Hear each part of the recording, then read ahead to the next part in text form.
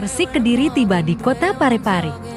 Jelang pertandingan hadapi tuan rumah PSM Makassar, pertandingan tersebut akan digelar di Stadion Gelora B.J. Habibie Parepare.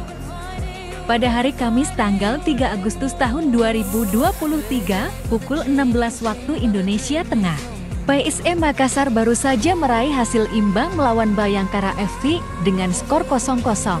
Sementara, Persik Kediri mengalami kekalahan 1-2 atas Persib Bandung.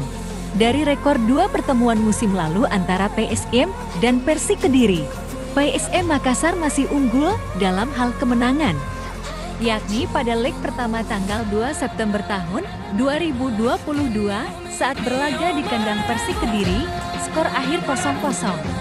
Kemudian pada leg 2 saat bertanding di Stadion Gelora B.J. Habibie pada tanggal 19 Februari tahun 2023, skor akhir 2-1 untuk kemenangan PSM Makassar.